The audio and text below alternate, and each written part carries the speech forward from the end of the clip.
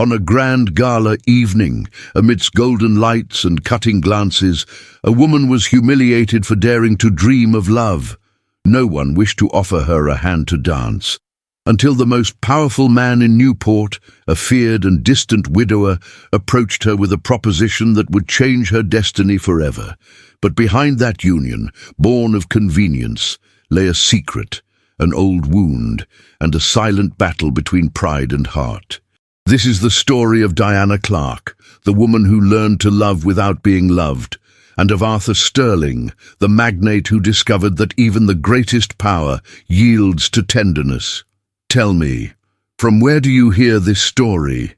Do you believe love can blossom where once there was only duty? Newport, Rhode Island, summer of 1898. The Atlantic breeze caressed haughtily the tall windows of the Busham Ballroom, where crystal chandeliers glittered with arrogance above 100 perfectly coiffed heads. Ladies flaunted silks imported from Paris, and gentlemen displayed gold pocket watches and dark tailcoats with freshly pressed lapels. The social season was at its peak. Among the shadows of the ballroom, away from the chatter, stood Diana Clark. Her muslin dress, though elegant, bore no intricate beadwork or French lace. She herself had adapted it with patience and discretion, recycling a design from years past. The corset compelled her to a perfect posture, but her eyes betrayed the weariness of maintaining a dignity that few respected. She was 29, an age that in that society already bordered on undesirable, for a woman without fortune, without an influential surname, and without powerful alliances. Diana observed the ballroom with forced serenity as young debutantes rotated among potential heirs. No one had invited her to dance, no one even looked at her. Some, on the contrary, pointed at her with furrowed brows, whispering that there stood Miss Clark, the one who was promised and then abandoned. Diana pretended not to hear. In reality, each whispered word was like a drop of vinegar on an old wound.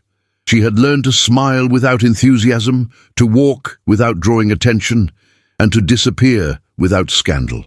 Her Aunt Alice, seated beside a friend, watched her with pity. But Diana sought no compassion. She only wished to return as quickly as possible to the old mansion they shared, where at least the walls did not judge her. It was just as she was about to retreat, heading to retrieve her shawl from the cloakroom, that she overheard the phrase that would definitively seal the night. A woman like that can only aspire to care for the sick or teach piano. Marriage is no longer an option. She didn't know who said it, but it struck her like a bullet. She clutched the shawl to her chest, raised her chin with the dignity she still possessed, and left the place without looking back. The night was damp, and the carriage that took her home creaked with each turn, as if it too lamented the injustice. Newport slept beneath the salty mist, and the gas lamps barely illuminated the threshold of the old Clark residence. Diana ascended the marble stairs with quiet steps, containing her anger, containing her humiliation, containing everything that at another time would have brought her to tears. Her aunt had retired. The maid had left an oil lamp lit in the main parlour. Diana sank onto the divan, slowly removing her gloves with almost ritualistic precision. Silence was her only companion, until someone knocked on the door. It wasn't even 10:30 p.m. She looked up, confused. She wasn't expecting visitors, much less at this hour. She hesitated to open, but the maid was already heading to the vestibule. A few moments later, she returned with a pale face and wide eyes. "Miss Diana, there's a gentleman asking to see you. He says it's Mr. Sterling." Diana frowned, incredulous. "Arthur Sterling?" "Yes, miss, the very man." The name dropped like a stone. Arthur Sterling, the wealthiest and most reserved widower in Newport, owner of the most extensive merchant fleet on the East Coast, a ruthless businessman, a man of few words and an impeccable reputation, an enigma in a dark suit with eyes of steel. Diana rose quickly. Her instinct told her she should refuse. No man as powerful as he would appear without ulterior motives. but her pride propelled her toward the parlor door, determined not to show weakness. There he stood, tall and somber as an oak in winter, framed by the doorway. He wore a charcoal grey coat, a white handkerchief peered out with surgical precision from his pocket, and an ebony cane rested in his right hand. His dark hair, combed back, revealed some silver streaks at his temples. His face was not amiable, but neither was it cruel. It was impenetrable. "Miss Clark," he said with a curt nod, "I apologize for the hour. I couldn't wait until tomorrow." Diana looked at him firmly without blinking. "Do you wish to speak to me here? I would prefer you grant me a few moments in private." She led him into the room, under the golden light of the oil lamp. He remained standing while she sat with the bearing of a queen without a crown. Arthur did not hesitate. "I have come to propose marriage." The silence was brutal. Diana narrowed her eyes, searching for a trick, mockery, a hidden trap behind that statement. "Forgive me, I have not come to speak of love," he clarified in a grave voice. "I am not a man given to sentimentality, but my position demands a certain social stability. I need a wife, a lady of unimpeachable conduct. Miss Clark fulfills all requirements." Diana took a few seconds to respond. Her voice was just a firm whisper. "And what would I gain in return? Security, protection, freedom within the bounds of duty. You will be treated with respect, have access to everything you desire, and I will never ask more of you than you are willing to give." Diana felt the world stop for an instant. After years of humiliations, contempt, and emptiness, someone offered her a place by his side, even if it was cold, even if it was without love. "I need to think." "You have until tomorrow evening," he said without altering his tone. "If you accept, I will send my lawyers. Good night, Miss Clark." And he left. That night, Diana did not sleep. She paced her room, listening to the murmur of the sea and the weight of her past. It was not love. It was not redemption. But it was something. When dawn tinged the curtains with gold, Diana had already made a decision. Disquiet, doubt, and resignation were her only witnesses. On the morning Diana Clark crossed the threshold of the Sterling mansion, the sky over Newport was overcast, and the sea crashed forcefully against the rocks that protected the coast, as if warning that nothing would be easy in this new life. The black carriage stopped before the wrought-iron gates, which opened with a long, solemn creak. Behind, the gravel path stretched toward the hill, flanked by rows of poplars that whispered in the wind. Diana peeked through the carriage window. She had never been to that estate, but the mansion's reputation preceded it, built of grey stone, solid as a bastion, crowned with angled towers and black iron balconies. Arthur Sterling's house was not a home. It was a declaration of power. The coachman descended to open the door. Diana, dressed in a fine cream wool coat and light suede gloves, stepped out with a firm, dignified stride, concealing the dizziness that churned in her stomach. Her dark blue velvet travel gown fell elegantly to the floor and contrasted with the paleness of her face, framed by a simple grey felt hat. She had left everything behind. And now, before that double gate, she was no longer Miss Clark. She was Mrs. Sterling, though she did not yet fully comprehend it. 2 servants awaited her at the top of the grand staircase. A thin butler with an angular face and impassive gaze inclined his head slightly. "Welcome, madam," he said without emotion.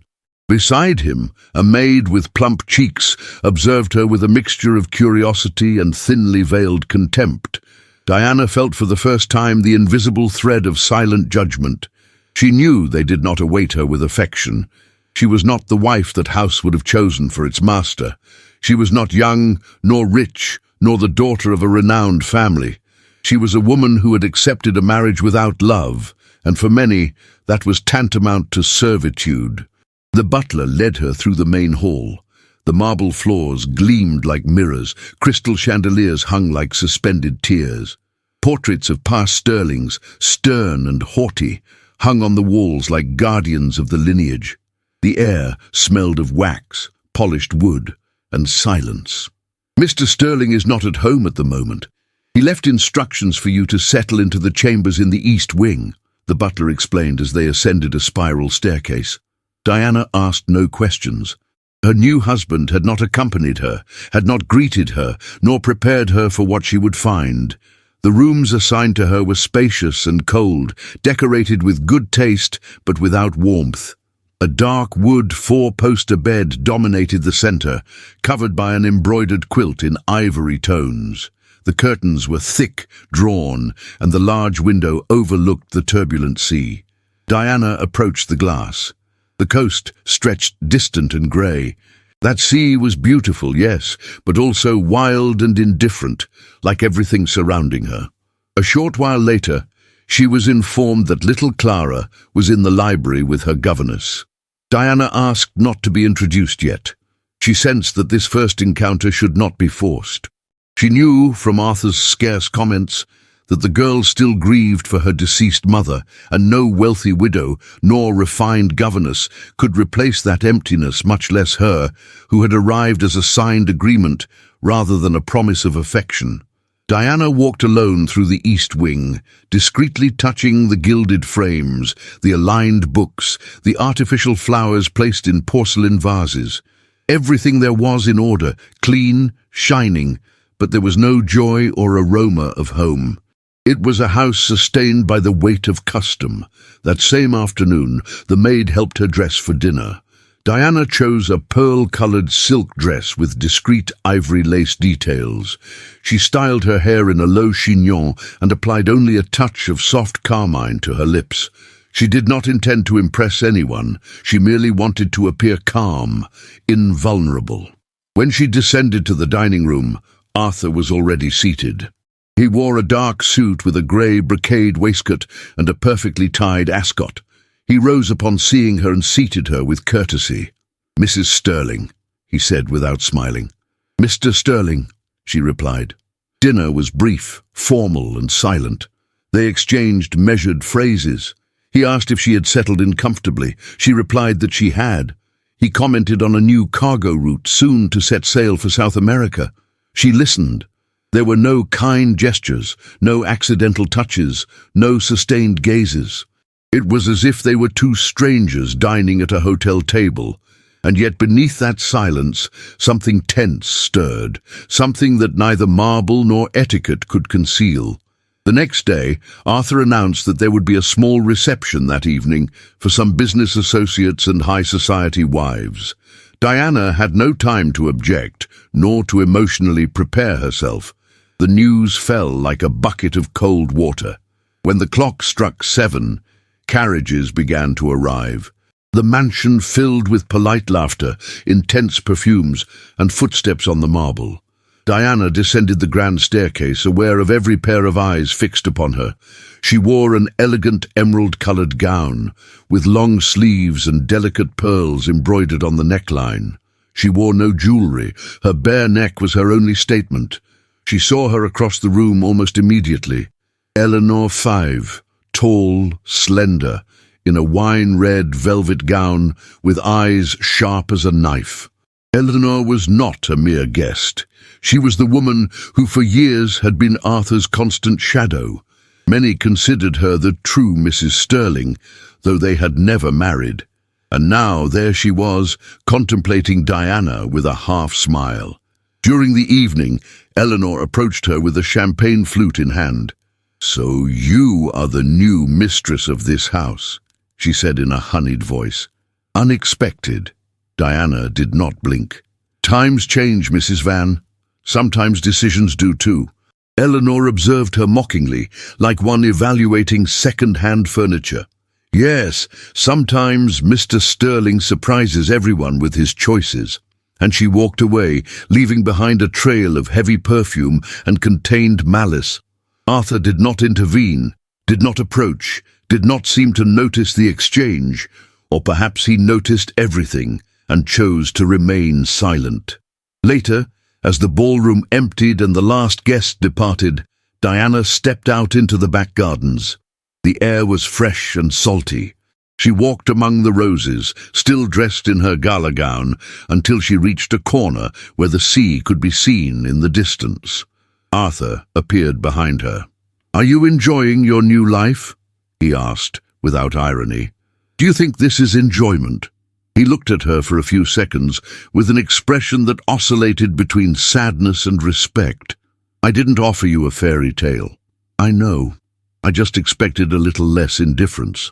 Arthur lowered his gaze, then, without another word, turned and walked away down the gravel path. Diana remained in the garden for a few more minutes. When she went up to her room, the sky was already starry. She closed the door slowly, took off her shoes, and walked barefoot to the window.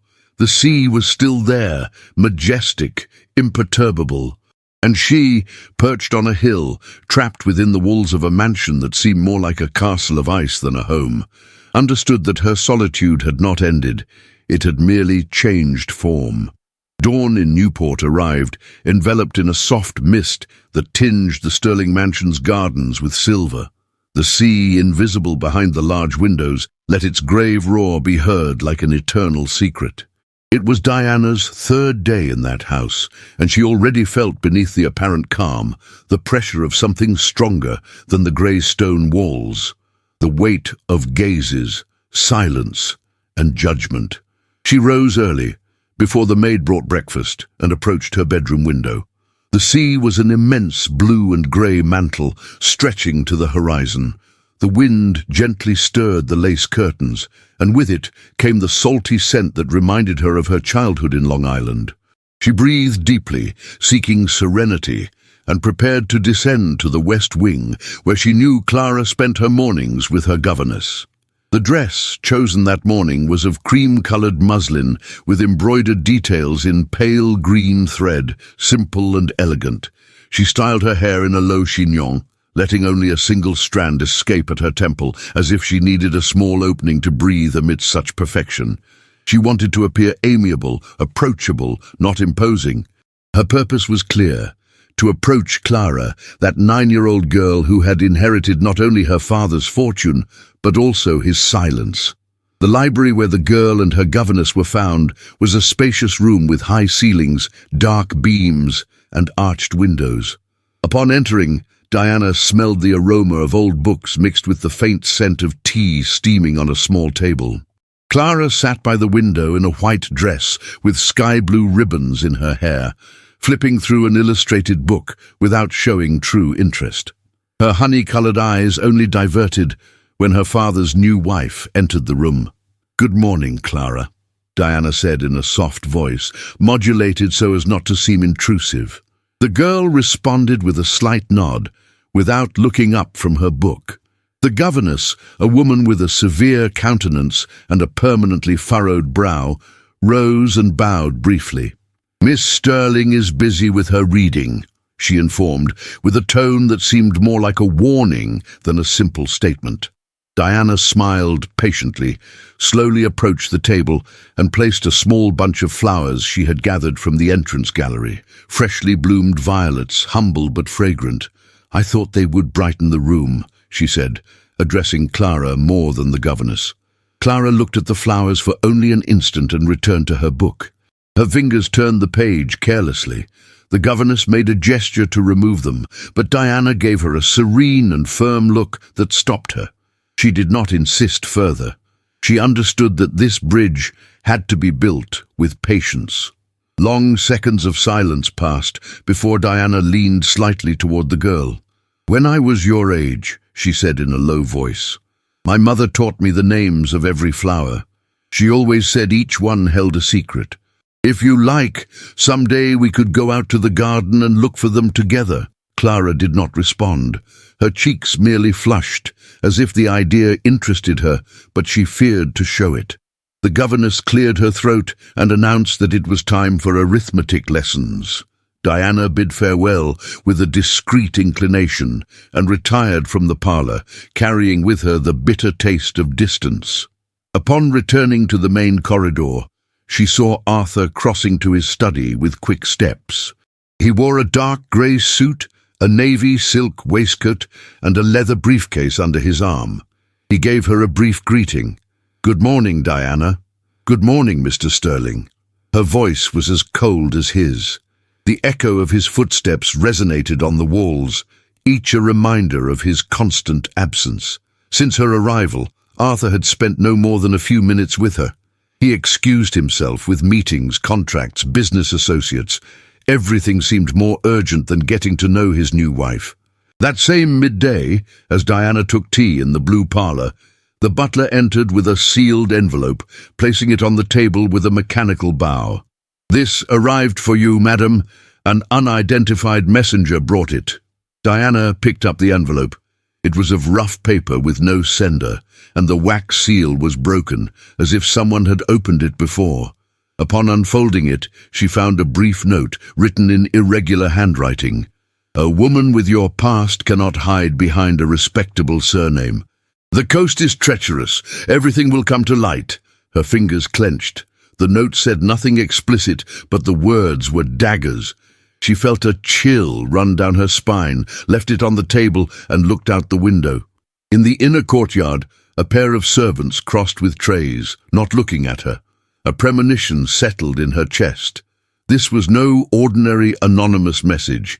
Someone inside the house, someone with access to the corridors and her intimacy, was pulling strings. She breathed deeply, remembering her mother's lessons. "Show no fear before vultures, or they will peck at you." And she rose with the letter in her hand and walked to her room. There, in front of the mirror, she read it again. Her eyes hardened. Perhaps Eleanor Vancy had not yet closed her chapter in Arthur's life. Perhaps she still cast her shadow over every corner of the mansion. That same day, as she walked the corridors, she noticed how two maids stopped their conversation when they saw her pass. One hid a paper in her apron. The other looked at her askance with that mixture of curiosity and contempt she had learned to identify since childhood.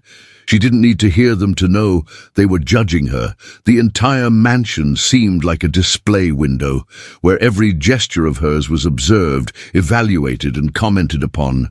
As evening fell, unable to bear the dense air inside, Diana went out to the back garden. The space was almost abandoned. Old rose bushes grew untrimmed. The gravel path was covered with dry leaves, and a marble fountain that should have been beautiful trickled only a thin stream of greenish water. Diana stopped before the fountain, knelt, ran her hand over the cold edge, and felt that this garden was her reflection, neglected, forgotten, but still alive somewhere. She carefully removed her gloves and began to clear away leaves and dry branches, as if by cleaning that corner she could also cleanse the heaviness that weighed upon her. The sky was tinged with rosy and golden hues. The sea breeze gently stirred her hair. For the first time in days, she felt a glimmer of peace. With every branch she removed, she reclaimed a small piece of herself. She leaned over a rose bush and cut a dead thorn, thinking of Clara, of Arthur, of the anonymous note. Her breathing calmed with the murmur of the water. She didn't hear the footsteps until he was very close. Arthur stood a few feet away, watching her. He said nothing immediately. She straightened slowly, dusted off her hands, and looked at him calmly. "This garden is abandoned," she said. "It's a shame. It could be beautiful." He nodded without moving. "My wife cared for it," he replied in a grave voice. "Since she died, no one has tended to it." The words hung in the air, heavy with melancholy. Diana felt the touch of something invisible in her chest, perhaps a reflection of her own solitude. "I would like to do it," she said. "I don't want to be locked indoors all day, and perhaps Clara could join me someday." Arthur looked at her with an almost imperceptible expression, a mixture of surprise and caution. His steel blue eyes seemed to soften for a moment, but then returned to their neutral tone. "As you wish," he said, "but do not expect immediate gratitude." Diana held his gaze for a few more seconds, until he turned and returned to the house. His footsteps resonated on the gravel like a muffled drum. She knelt again by the fountain. Her hands trembled, but not from fatigue. It was a contained tension, the sensation of being trapped behind invisible bars that no one else saw, but that she felt keenly. However, as she pulled away the last dry leaves, she thought that even within a cage it is possible to plant a garden. And sometimes, with patience, flowers eventually break through the iron. The sun was setting behind the horizon when Diana returned to her room. She stopped in front of the window, contemplating the sea that roared at the foot of the cliff. The night breeze entered cold, but Diana did not close the curtains. She wanted to remember that beyond those walls was an open world. She undressed slowly, like one shedding a heavy burden, and sat on the edge of the bed, looking at her hands still stained with earth. In her chest, the anonymous letter rested as a reminder of the threat, but in her eyes, for the first time, a spark of silent defiance shone. The Sterling mansion would not welcome her with open arms. She knew Clara would not accept her immediately. Arthur would not seek her with tenderness yet. And yet, as she looked up at the dark, vast sea, she understood that she had taken a first step, not towards love, nor acceptance, but towards something deeper, a purpose. And that, amidst so much coldness, was her first victory. The day dawned with a pale blue sky over Newport, so transparent that the first rays of sun seemed to pierce the Sterling mansion's large windows like golden needles. The Atlantic breeze brought a fresh aroma mixed with the cry of seagulls, but inside the house a dense silence reigned. Each step of the servants resonated on the marble. Each whisper was trapped in the corridors, and Diana began to feel how that place absorbed her, little by little, as if it were a fortress full of secrets. Only a week had passed since her arrival, and yet life in the mansion already seemed like a chessboard. Every glance, every word, every gesture hid an intention. The maids lowered their eyes when she entered the rooms, and the butler, though proper, addressed her with measured, cold phrases. Diana kept her posture erect, her voice serene, but deep inside she knew she walked on mined ground. That morning, as she took tea in the blue parlour, a young footman with a nervous face and trembling hands approached her with an envelope. Diana looked at him calmly, inviting him to speak. He hesitated for an instant, looked to both sides of the room as if fearing being observed, and finally leaned discreetly towards her. "Madam, you must know something. There are plans to harm you," he whispered almost breathlessly. "Mrs. Vancy, Eleanor, is organizing something. She says she will soon expose you before everyone." Diana did not change her expression, thanked the young man with a slight gesture, and took the envelope. Inside there was nothing more than a brief, unsigned note. "The sea carries secrets. Some float before sinking, nothing more, but these words confirmed what she had intuited. Eleanor was still present in the house, though her presence was invisible." Diana went up to her room with slow steps, holding the envelope between her fingers. She stopped in front of the mirror and forced herself to breathe deeply. She could feel her heart pounding beneath her corset, but her face remained impassive. She had learned from a young age that in society, weakness was a currency that always cost dearly. That same day, Arthur informed her in a terse and distant tone that afternoon they would attend a charity event together, organized by the wives of Newport's leading bankers and politicians. It was Diana's first public appearance as Mrs. Sterling. She prepared carefully, knowing that every detail would be observed and commented upon. She chose an ivory silk dress with delicate lace on the sleeves, a hat adorned with soft plumes, and long cream-colored gloves. She styled her hair in an elegant chignon, leaving 2 loose strands to soften her face. She knew she could not compete with the ostentatious luxury of the local ladies, but her dignity would be her best adornment.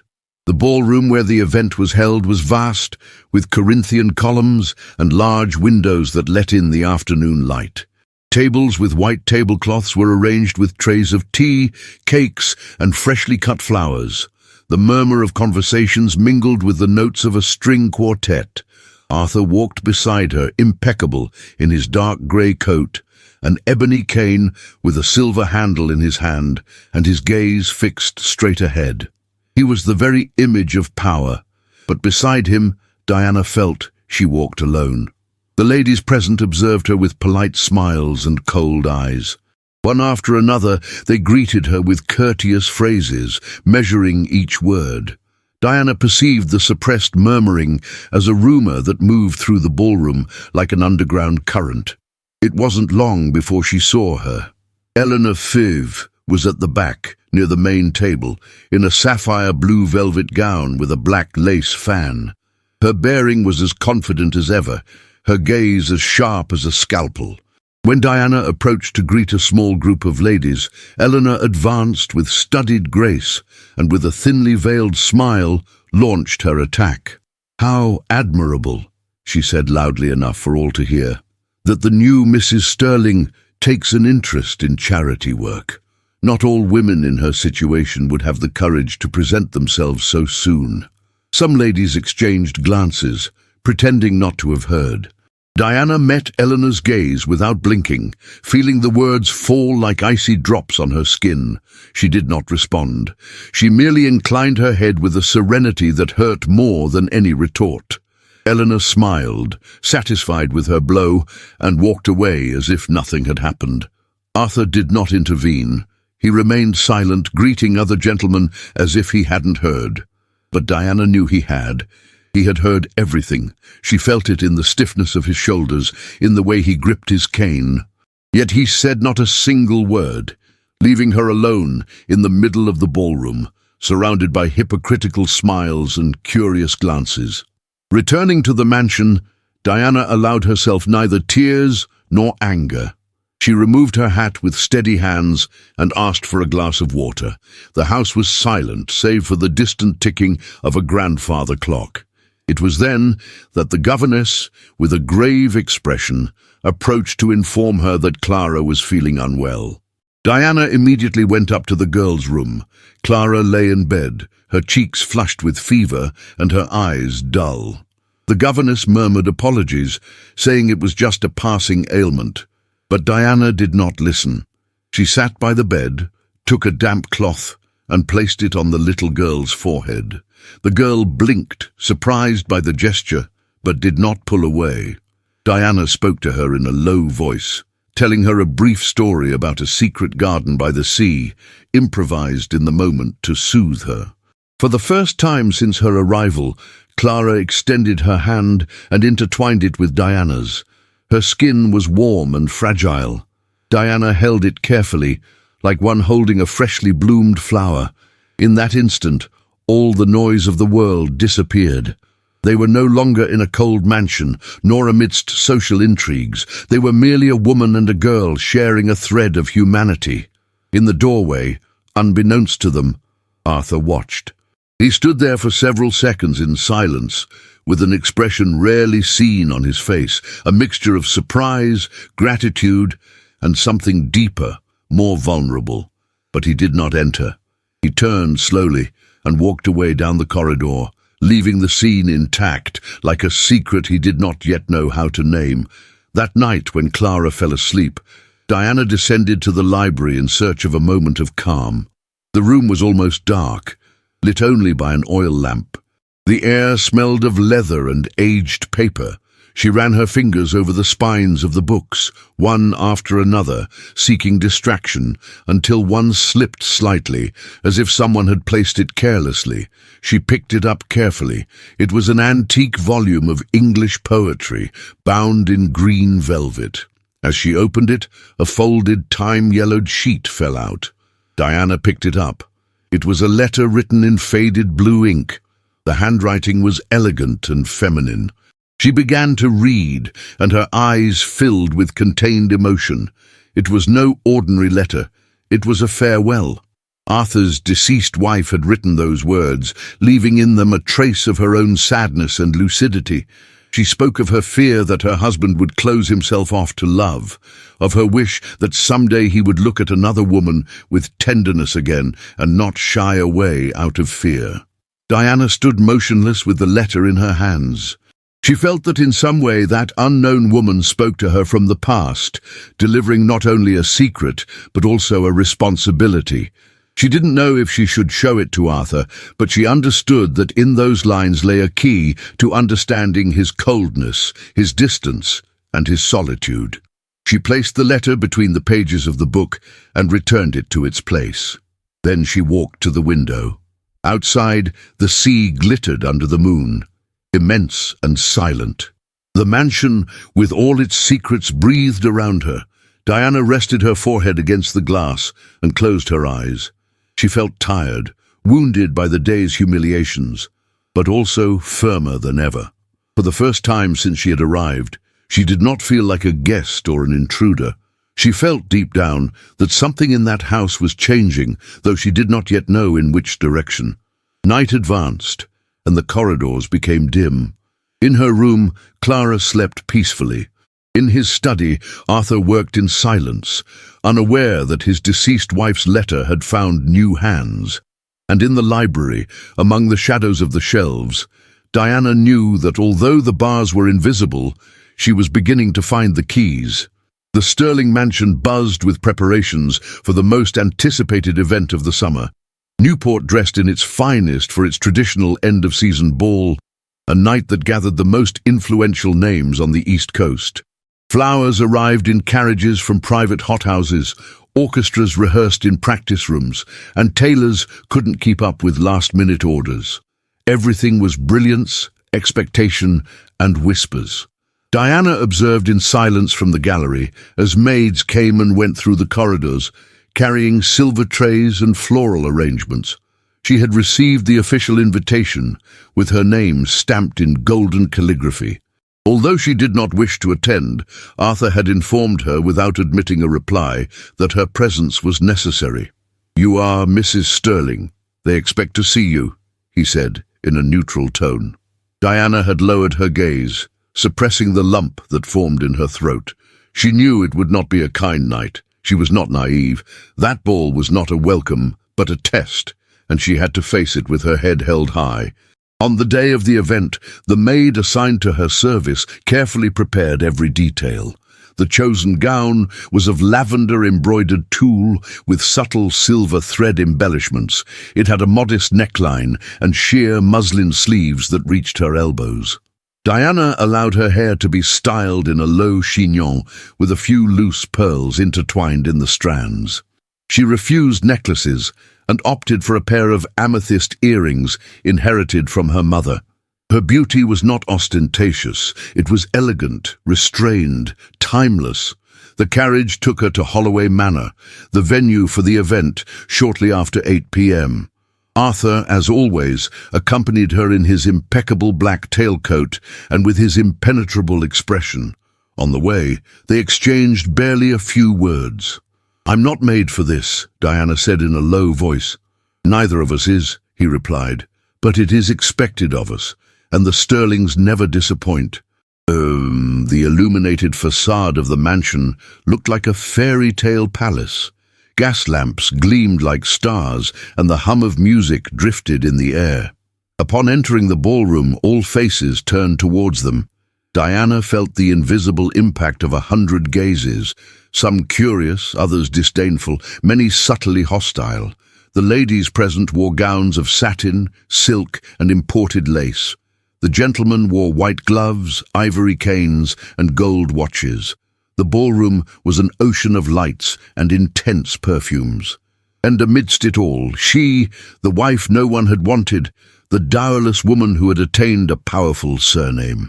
Arthur was immediately called by a group of associates, leaving her alone in a sea of conversations that did not include her. Diana moved with dignity among the groups, greeting with discreet courtesy those who dared to respond. Some openly ignored her. Others offered her smiles laden with venom. And then she saw her, Eleanor 5, in a dazzling figure-hugging red silk gown with black lace and a deep décolletage that deliberately ignored the norms of decorum.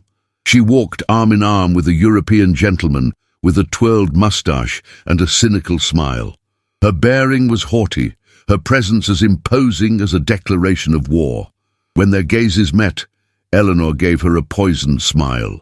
She walked to the center of the ballroom, ensuring that everyone saw her, and began to speak with a group of ladies surrounding the governor's wife.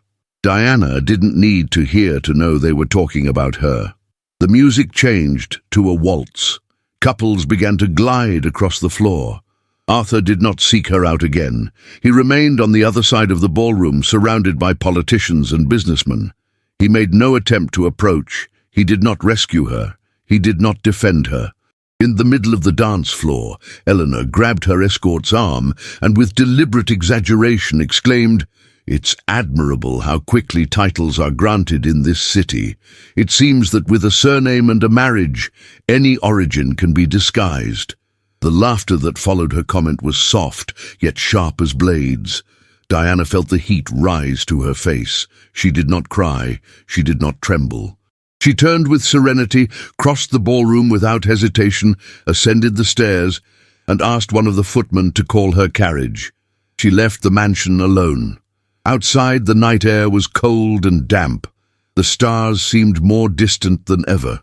When she got into the carriage, she felt no shame. She felt emptiness, a weariness so profound it hurt to breathe. The Sterling mansion slept in darkness when she arrived. She went straight to her room without even removing her gloves and sat before the mirror, contemplating her reflection. Her eyes, large and grey, shone with a sadness that even the lamplight could not conceal. She slowly unbuttoned her dress, letting the tulle fall. She no longer knew who she was in that house, nor what role she played in Arthur's life. The next morning, upon descending to the dining room, she found a copy of the Newport social newspaper on the table. On the cover, a burlesque caricature. A lady in a tattered dress and crooked crown climbed a golden staircase, while the true ladies of society looked at her in horror from below. The title was clear: The Cinderella Who Took Shortcuts. There was no need to mention names. Everyone would know who it was. Diana left the newspaper on the table without touching her breakfast. She went out to the garden, walking aimlessly along the paths she herself had begun to clear days earlier. The silence of the garden was the only place where her heart did not pound with anguish. Near midday, she decided to return to her room. Upon opening the door, she found a small figure waiting on the threshold. Clara, dressed in a simple blue cotton outfit. She held a flower between her fingers, a white daisy, imperfect but alive. Diana stopped abruptly. The girl looked up without saying a word and extended the flower to her. The gesture was clumsy, timid, but laden with something no words could name. Diana took it carefully, as if it were a treasure. Her heart, hardened by so many humiliations, broke in silence. She caressed the girl's hair gently, and for the first time, Clara did not pull away. The world could reject her, the press could mock, Eleanor could invent 1,000 stories. But in that flower, in that shared moment with the daughter of an absent man, there was something pure, something true, and that was enough to keep going. Tomorrow dawned serene, as if the sea had decided to breathe after so many agitated nights. The first rays of sun illuminated the horizon with a delicacy that contrasted with the latent tension in the Sterling mansion. Diana was in the conservatory, delicately pruning the canes of an old rose bush, when a servant approached with measured steps. "Mr. Sterling wishes to see you in the south wing parlour," he announced without expression. Diana wiped her hands with a linen handkerchief and walked to the designated parlour without haste, but with her heart more alert than ever. Arthur stood there, by a table of nautical maps. He wore an ivory linen suit, unusual for him, and his eyes seemed more tired than usual. He did not greet her with feigned courtesy, nor did he conceal the slight sigh he exhaled upon seeing her enter. "I want you to accompany me sailing this afternoon," he said bluntly. "We set sail at noon. It will only be for a few hours." Diana raised an eyebrow in surprise. "An invitation or an order?" "A necessity," he replied, "for both of us." She asked no questions, merely nodded her head and returned to her room. An hour later, she ascended to the carriage that would take her to the Sterling family's private harbour, enveloped in a light coat and a simple hat that barely covered her face. The yacht, sleek and gleaming, awaited with the crew ready. They boarded alone. Arthur did not like to share silences with strangers.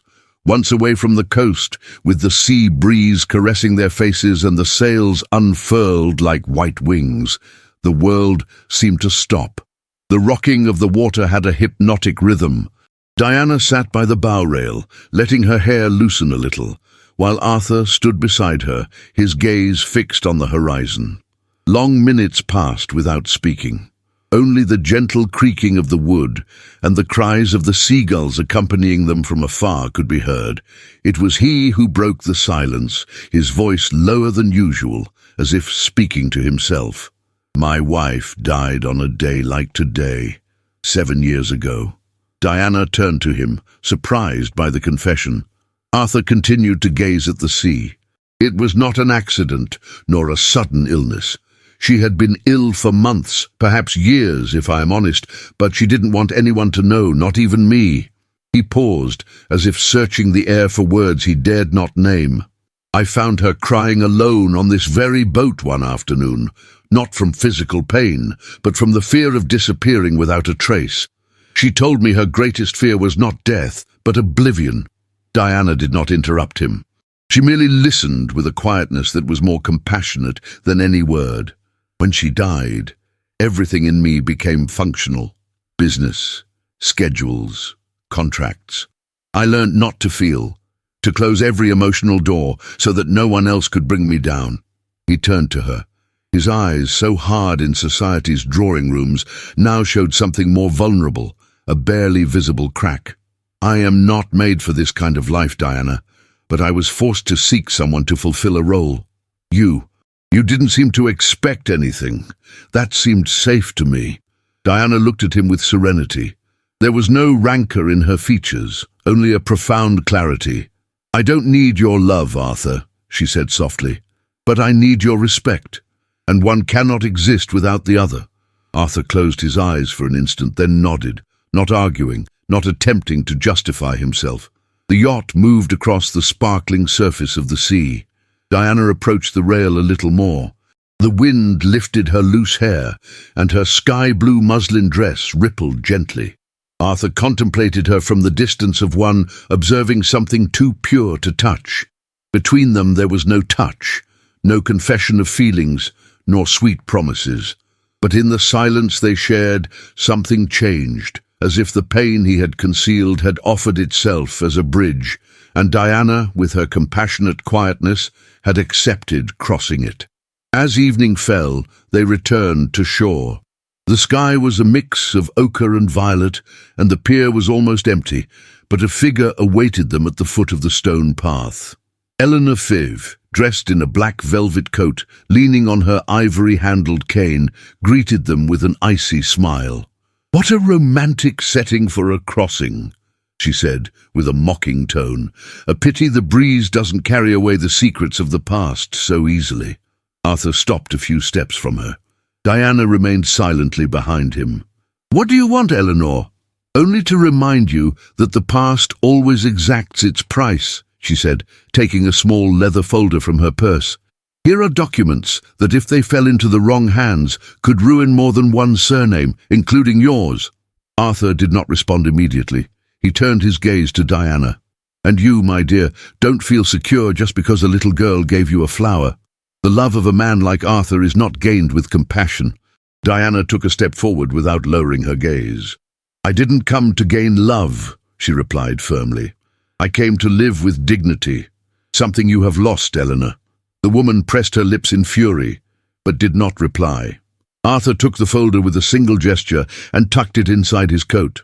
"You choose. If you want to continue down this path, I will no longer play your games," he said. Eleanor spun on her heels and walked away without looking back. Returning in the carriage, silence accompanied them once more. But it was no longer the tense silence of previous weeks. It was a different kind of silence, one that spoke of hard-won respect, exposed wounds, and a first crack in the wall of ice. When they arrived at the mansion, Diana descended without help. Arthur remained in the carriage for an instant, watching her as she walked to the vestibule. Then he descended too, more slowly, as if carrying a weight he was only just now daring to acknowledge. That night, the moon illuminated the coast with a soft, silvery light. In the library, the book where Diana had kept his deceased wife's letter remained intact, like a secret still awaiting its moment. And in the corridors of the mansion, something invisible began to change. It was not the words, nor the gestures. It was the unsaid, the contained, the merely hinted. The distance between them had lessened, and though they still did not touch, they were finally beginning to truly see each other. The autumn breeze began to change Newport's face. Golden leaves rustled under the carriages, and the sea, though still majestic, showed a greyer, more solemn hue. In the Sterling mansion, fires already burned in the marble fireplaces, and the nights were longer, more conducive to silence and reflection. Arthur spent long hours in his study, surrounded by papers, contracts, and telegrams. That morning, an envelope marked with the seal of a South American firm rested on his desk. He opened it slowly. Inside, an ambitious, audacious, and dangerous proposal for commercial expansion. A direct maritime route between New England and the southern continent, financed by private capital of dubious reputation, promising enormous gains, but even greater political risks. Eleanor Feeve, who seemed to know every movement in his business, appeared that same afternoon unannounced. She wore a dark green wool coat, adorned with golden brooches. Her perfume permeated the air of the parlor even before she spoke. "I've heard rumors about your new alliance," she said with a smile on her lips, but a shadow in her eyes. "It would be a pity if someone ruined the opportunity due to moral prejudices." Arthur did not reply immediately. He looked at her in silence, arms crossed over his chest. "And why are you so interested in this project?" Eleanor took a couple of steps toward him, tilting her head. "Because I've also invested in it, and because I have friends who can open doors for you. Of course, if you allow me to accompany you in this new chapter." The proposal was as direct as it was insolent. Arthur did not respond. His face did not change, but within him something strongly resisted. She, once an ally, had become a shadow clinging to his life, even as he had begun, though he would not yet admit it, to look in another direction. That same night, Diana was in the library organizing some books when a whisper through the half-open door caught her attention. She approached stealthily without making a sound. The voice came from the young footman who, weeks ago, had handed her an anonymous note. He was speaking with Clara's governess, exchanging information rapidly and conspiratorially. "She knows about the meeting with the Brazilians. She says she needs to know if he'll sign the agreement. She promised to pay me if I inform her before Friday dinner." Diana held her breath. Eleanor had infiltrated her network into the most intimate corners of the house. She closed the door without a sound and walked with firm steps to the main parlor. She would not sleep that night. The next morning, Diana wrote a brief note addressed to Eleanor. It was not a plea nor a threat. It was an invitation. Clara and her governess would spend the afternoon in the city, visiting the Newport Art Museum, and Diana would also be there, alone in the central gallery. Eleanor received the message with an arched eyebrow. She did not reply in writing, but at the appointed time she appeared as Diana expected, enveloped in a black velvet coat, long gloves, and a veiled hat. The gallery was almost empty, save for a pair of students and a distracted guard. Diana awaited her by a romantic painting, a woman with loose hair contemplating a stormy horizon. Eleanor approached with an elegant stride, not disguising her superiority. "What a strange place for a conversation," she said in a low voice. "It's not a conversation, it's a warning," Diana replied with serenity. I know you pay for information. I know you try to manipulate Arthur's business, and I know you are determined to destroy me, but here I stand before you, and I will not leave." Eleanor narrowed her eyes, smiling cruelly. "I thought women like you only knew how to cry in silence. You learned quickly." "I didn't learn, I remembered." Diana took a step toward her, her voice firm. "Because I wasn't born fragile, Eleanor. I was merely asleep for a time. But I have awakened, and I do not intend to allow you to drag down the little respect this family still has." Eleanor watched her intently. For an instant, her eyes showed something more than contempt. They showed surprise, perhaps even a glimmer of involuntary respect. Then she turned and walked away without saying a word. That afternoon, upon returning to the mansion, Diana found Clara in the vestibule. The girl wore a blue ribbon in her hair and held a drawing portfolio in her hands. She stopped before her, hesitant. "Can I show you something?" she asked in a timid voice. Diana nodded and accompanied her to the corner of the parlor where the girl had been drawing. On the paper, a simple scene, 3 figures under a tree. A man, a woman with her hair tied back, and a girl with a flower in her hand. "Is that us?" Diana asked. Her voice choked. Clara lowered her gaze and then nodded gently. "Miss Finch said you're not my real mother, but I don't want you to leave." Diana embraced her tenderly, feeling that sentence, spoken with such simplicity, was more powerful than any oath. Clara nestled into her arms for the first time, without fear, without barriers. From the upper gallery, Arthur observed the scene in silence. His daughter, so long closed off, was now opening like a flower to the sun, and she was doing so in the arms of a woman who, until recently, had been merely a convenient arrangement. That night, Arthur could not concentrate on the papers in his study. The words blurred, the numbers lost meaning. He walked to the window and stood there, contemplating the moonlit garden. He thought of Eleanor, of the South American contract, of the rumors, of the silences, and he thought of Diana, of her integrity, of the way she had faced contempt, of the way she had, without raising her voice, won over Clara and little by little also the house. He asked himself, for the first time in a long while, if he had been fleeing love out of fear, if coldness was his refuge or his condemnation, and he understood that, although he did not have all the answers, a decision had to be made soon, because when tenderness enters through the cracks, there is no wall that does not tremble, and his was beginning to crack. The wind blew with increasing fury that afternoon over Newport. Thick, menacing grey clouds gathered in the sky as if presaging the explosion of something more than a storm. The sea roared in the distance, crashing against the rocks with a violence that made the Sterling mansion's large windows vibrate. Inside, the atmosphere was darker than ever. Diana walked through the corridors with restrained steps, feeling how each corner became colder, more distant. For 3 days, Arthur had barely spoken to her. Their encounters were limited to tense greetings, evasive glances, and silences that stretched like an abyss between them. Diana did not need a confession to know that something had changed. She heard it in his eyes, in his way of avoiding her, in the way he no longer paused in front of the garden, nor asked about Clara. It didn't take her long to discover the reason.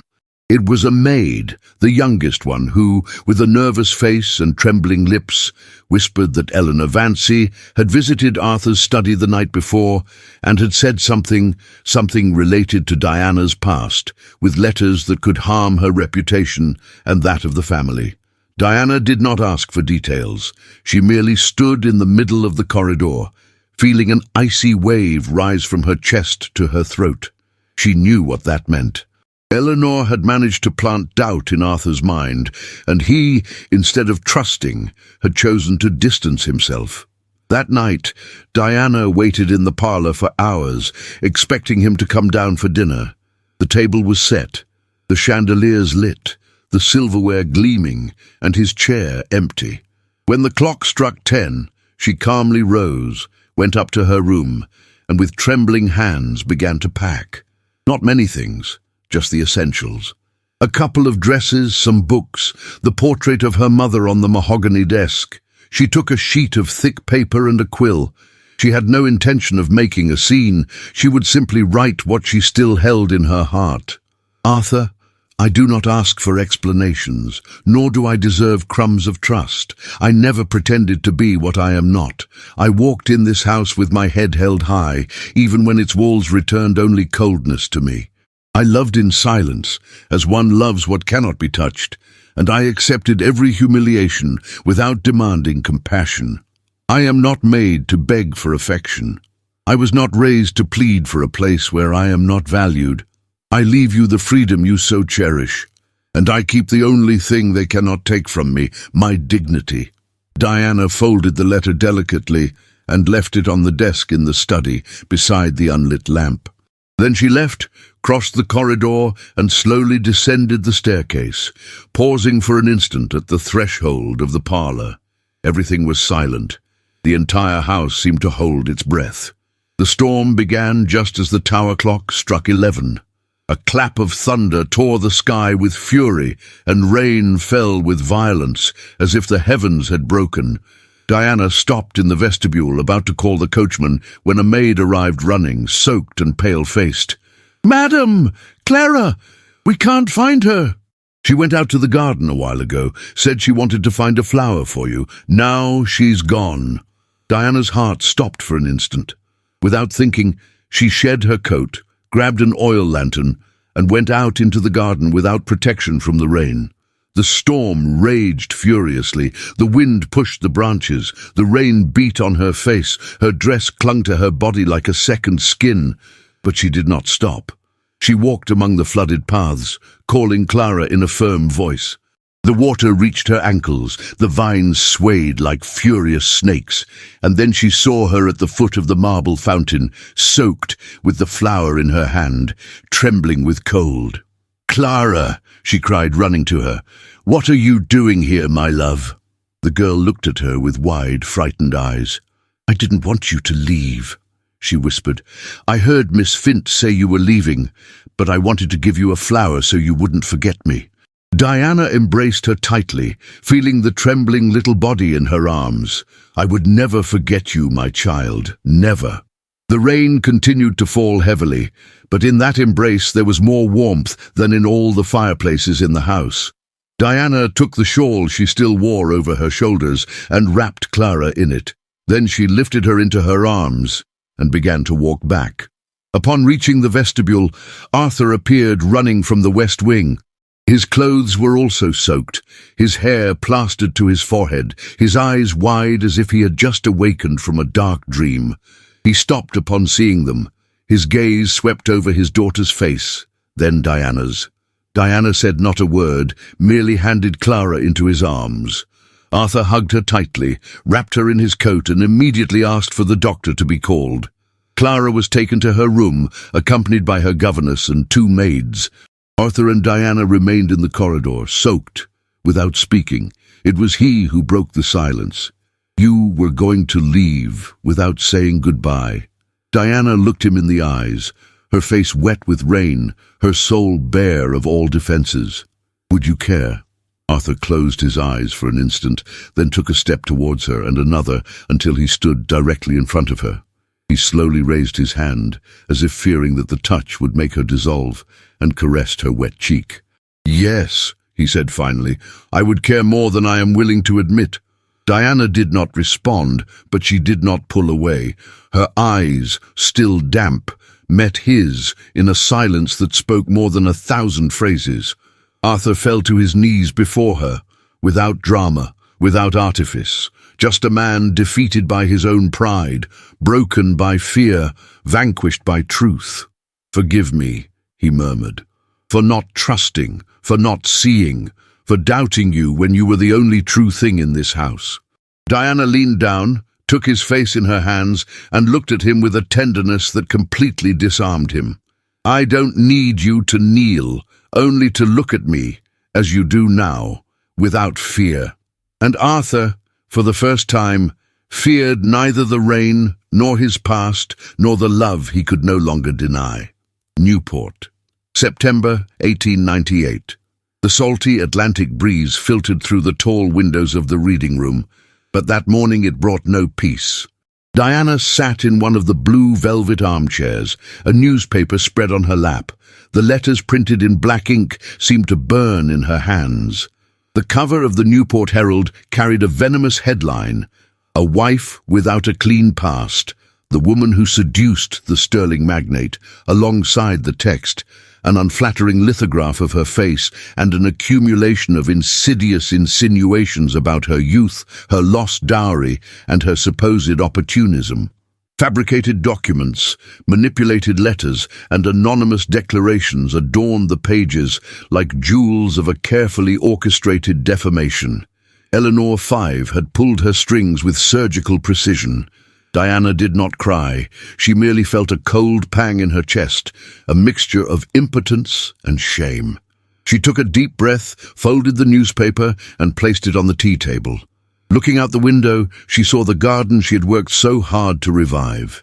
The flowers resisted the wind, just as she would resist. At midday, Arthur burst into the house with a tense face and a crumpled sheet of paper in his hand. He didn't need to say anything. Diana already knew. He stopped before her, looking at her with a mixture of contained anger and bewilderment. "This cannot stand," he said in a grave voice. "It is already done," she replied with serenity. "The important thing is not what they say, but what you believe." Arthur remained silent. Something in his gaze revealed that he doubted not her, but himself. Then he left without further explanation, leaving behind air as dense as the coastal fog. The invitation had arrived days earlier, a gala banquet at the yacht club to mark the end of the summer season. The event gathered the most exclusive of high society, and although Diana would have preferred not to attend, she knew that her absence would be interpreted as an admission of guilt. She agreed to go not out of pride, but out of dignity. The night arrived with a clear sky and a generous moon that reflected on the sea like a silver mirror. The Sterling mansion fell into an expectant silence when Diana descended the stairs, dressed in a lavender satin ensemble, simple but impeccably fitted. An amethyst brooch adorned her high neckline, and her hair, styled in a low chignon, revealed the elegance of her neck. Arthur awaited her by the carriage with an indecipherable expression. He offered her his arm without a word, and together they set off for the yacht club. The journey was brief, but laden with a subtle tension, as if both walked on a frozen lake, fearing every crack. Upon reaching the marble ballroom, all faces turned to them. The murmur was immediate, like a wave of suppressed whispers. Diana kept her gaze forward, sustained by her self-control and the silent teaching of her Aunt Augusta. A lady never lowers herself to respond with words to what she can silence with an uplifted brow. The night passed amidst toasts and forced smiles. Eleanor Fife made her entrance an hour later, arm in arm with a foreign count of a noticeable accent and a cynical smile. She wore a dazzling figure-hugging red silk gown with black lace and a deep décolletage that deliberately ignored the norms of decorum. In her eyes shone the venom of one who believes she has triumphed. She approached the main table, greeted with exaggerated courtesy, and, in a carefully planned oversight, dropped a copy of the newspaper next to Diana's teacup. She smiled without saying a word, but her gaze screamed everything. Arthur observed the scene. Something in his demeanor broke, as if the pieces of a puzzle finally fit together. His wife had not reacted with fury, nor with scandal, nor even with supplication. She had responded with dignity, and this disarmed him. He stood up. The ballroom fell silent. "Excuse me," he said. His clear voice resonated like a bell in the night. "Tonight, I will not celebrate the end of a season. Tonight, I want to speak of the beginning of something that has transformed my life." All eyes were on him. "I chose Diana out of convenience," he continued. "I admit it without shame. I needed a respectable wife, a decorative figure to appease the rumors, but what I never imagined was to find in her a woman of unwavering integrity, steadfast heart, and unbreakable kindness. I stayed for love, and if she were not by my side, this fortune would be worth nothing." The sentence hung in the air like a prayer. No one moved. Eleanor paled, and the foreign count took a step back, uncomfortable. Arthur approached Diana and extended his hand. She hesitated for only an instant, then stood, gently placing her fingers in his. The applause was timid at first, then swelled like a wave crashing against cliffs. Some rose, others lowered their eyes in shame. Eleanor abandoned the room without looking back. Her defeat was not scandalous, but total. Arthur and Diana embraced in the center of the ballroom for the first time, without reservations, without contracts or pretenses. Their faces drew near, but there was no kiss, only a brush of foreheads, a shared sigh, and the silent certainty that love, when true, needs no announcement with words. That night, the city of Newport did not speak of business, nor inheritances, nor titles. It spoke of them, of the woman who had earned everyone's respect without raising her voice, and of the man who had the courage to admit his mistake and choose love above power. As they returned home, the carriage glided smoothly between the gas lamps. Arthur held Diana's hand firmly, like one who had found an anchor in the midst of a storm. She looked out the window, contemplating the moon's reflection on the sea. "Thank you," he murmured, without looking away from her profile. Diana did not reply. She merely rested her head on his shoulder, and for the first time since she had stepped into that grey stone mansion, closed her eyes in peace. Spring had arrived in Newport. The sea no longer roared as in stormy days, but whispered against the rocks with a measured rhythm, as if it too had found peace. The Sterling mansion, once so solemn and cold, had been transformed not with renovations or new luxuries, but with something more subtle and powerful, human warmth. The windows remained open, letting in the sunlight and the breeze laden with salt and orange blossoms. The curtains were no longer heavy and opaque, but made of light linen. And the flowers, the same ones Diana had planted with her own hands in the abandoned garden, now bloomed in splendor. Children's laughter resonated through the corridors, and the shadows that used to hover in every corner had silently disappeared. Clara ran through the gallery as if she had always belonged to that place. Her loose hair swayed with each step, and her white organza dress lifted like a butterfly's wings. She was not afraid to get dirty, not afraid to laugh, not afraid to speak. And what was once an embarrassed whisper was now a song full of certainty. "Mama!" she cried as she ran towards Diana, who awaited her at the foot of the stairs with a radiant smile. Diana lifted her into her arms and spun her in the air, as if all the sadness that once surrounded them had been trapped in another time, another life. Her eyes no longer feared, no longer doubted, no longer sought approval. They shone with the serenity of one who had been tested by fire and emerged intact. Arthur watched them from the upper gallery, leaning against a marble column. His light coat was open, his tie merely loosened. He seemed younger, more human. He was no longer the magnate with an impenetrable demeanor. He was a man who had finally allowed himself to live. That afternoon, as the last rays of sun painted the Atlantic waters with gold, Arthur took Diana for a walk along the path leading to the old seafront gallery. The place had been restored. The stained glass windows gleamed again, the woodwork was polished, and a simple but elegant wrought iron table rested next to a pair of chairs upholstered in sky-blue velvet. There, before the horizon, in peace, he took out a small, dark, velvet-covered box. There were no musicians, no witnesses, no grandiloquent words, just the breeze, the sound of the water, and both their hearts beating in unison.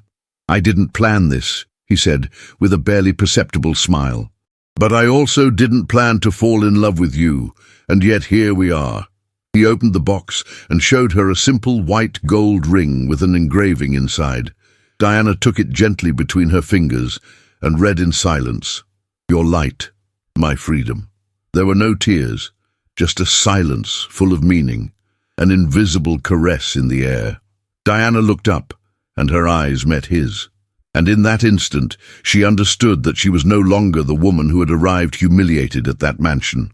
She was a new version of herself, stronger, more complete, more loved. "Thank you for looking beyond," she whispered. "Thank you for teaching me to look." As evening descended, the family hosted an intimate reception in the garden. There were no gala guests, no formal attire, just true friends, Mrs. Hargrove from the orphanage, old gardener James, the governess, who now treated her with respect and affection. Among lanterns hung from the trees and jasmine garlands, the three, Arthur, Diana and Clara, walked hand in hand on the damp grass, surrounded by flowers as if the world had decided to grant them a truce. Clara broke away to chase a firefly. Arthur and Diana stopped in the middle of the stone path, right where the wild rose bushes climbed over an iron archway. "Do you remember the night of the banquet?" he asked. "I had never felt so afraid." "I had never felt so alive," she replied without taking her eyes from the starry sky. The silence that followed was different from the silences of the past. It was no longer laden with tension or doubt. It was a comfortable, full silence, a language only they understood. Diana looked around at the flowers, the lights, the laughter, listened to Clara laughing in the distance, felt Arthur's warm hand on her back, and understood that this was her home, not because of the walls, nor the luxuries, nor the social position, but because of the bonds that had been woven between them. Then she looked at the sea, the same sea that had greeted her when she was still a lonely woman, the same that had witnessed her nights of uncertainty, her silent battles, her small triumphs, and she thought, without needing to say it aloud, "No one wanted me as a wife until the most powerful man decided to look beyond the facade. And in that gaze, I lived again. Because sometimes love doesn't arrive wrapped in promises, nor dressed in finery. Sometimes love arrives as a second chance, as a hand extended in the darkness, as a flower that blooms in winter. And when it arrives, it transforms everything, even the most wounded heart, even the coldest house, even the quietest life. And that night, under the starry Newport sky, love had triumphed, not with scandals nor with shouts, but with silent acts, gazes that said more than 1,000 speeches, and the shared certainty that, although the path had been long, every step taken was worth it. The Newport breeze continued to arrive laden with salt and memories, though the world was no longer the same. It was the year 1903, and the so-called Gilded Age was beginning to yield to new times. Automobiles hummed down some avenues, women whispered about the right to vote, and grand balls seemed to have lost some of their splendor. But in the Sterling mansion, love had aged with dignity. It did not fade. It did not become routine. It grew deeper. Diana sat on the porch, dressed in a cream linen skirt and an antique lace blouse. Her hair, now styled in a low chignon, showed silver strands that she did not hide.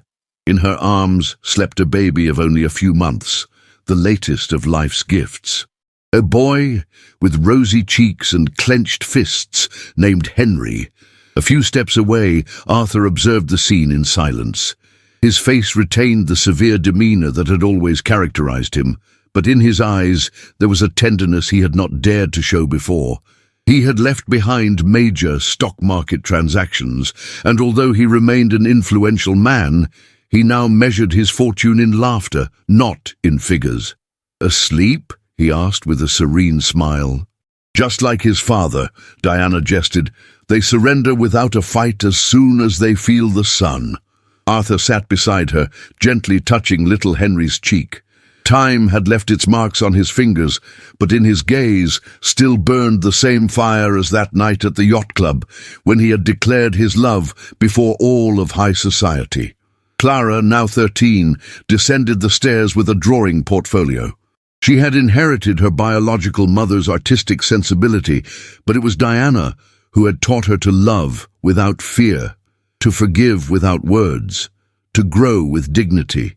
In every stroke, in every seascape she drew, there was a part of the woman who had raised her. "Papa, Mama," she said sweetly, using those words for the first time as if they had always been hers. "Can I go to the beach with Miss Evans?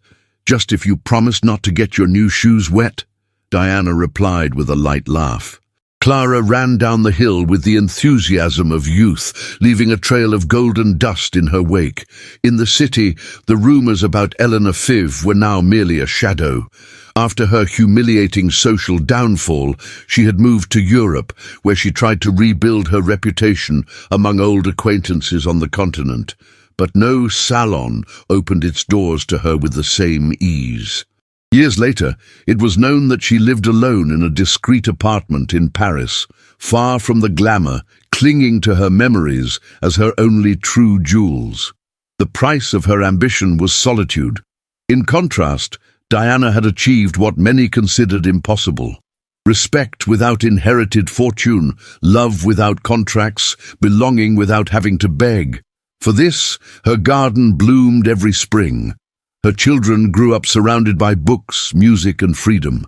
And although life had not spared her pain or challenges, she never again felt invisible. During the summers, the seafront gallery filled with friends. The chairs were covered with hand-woven throws. Porcelain cups clinked on the trays, and laughter mingled with the sound of the waves. Sometimes Diana would step away from the bustle, sit alone by the sea, and let the silence speak to her. She thought of that 29-year-old woman who had arrived by obligation at a mansion where no one wanted her. She thought of the night of the ball, of the rumors, of Clara's first mama, of the storms, of the letters hidden in old books, of the hand he extended to her when everyone else had given up on her. And she understood that it wasn't just about being loved, but about being chosen. The afternoon was tinged with gold when Arthur again took her hand, just like that day. "Do you regret anything?" he asked in a low voice. Diana looked at him for a long moment, with the serenity of one who no longer needs to search for answers. "Only not having believed sooner that I deserved all of this," she whispered. And then, with the baby sleeping between them, memories dancing in the breeze, and eternity lurking in every corner of that house by the sea, they knew that true love does not fear time. It embraces it, transforms it, and remains. There are stories that one doesn't just hear, one feels them. The story of Diana Clark and Arthur Sterling was not just a romance, but a lesson in patience, dignity, and the power of a love that blossoms where least expected. In a world that valued a woman by her fortune or her youth, she demonstrated that true worth lies in inner strength, in kindness that withstands judgment, and in the light that ignites even in the coldest mansions. Arthur, the most powerful magnate in Newport, discovered too late that love is not bought or negotiated. It is earned. And when he finally dared to look beyond appearances, he found in Diana not just a wife, but his greatest freedom. This story reminds us that time does not destroy everything.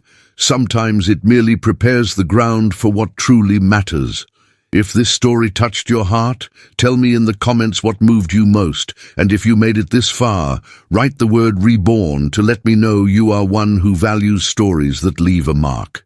Don't forget that in the suggestions, I leave other equally captivating narratives full of emotions, unexpected twists and loves that defy the rules. Thank you for accompanying me, and may sighs never be absent from your path.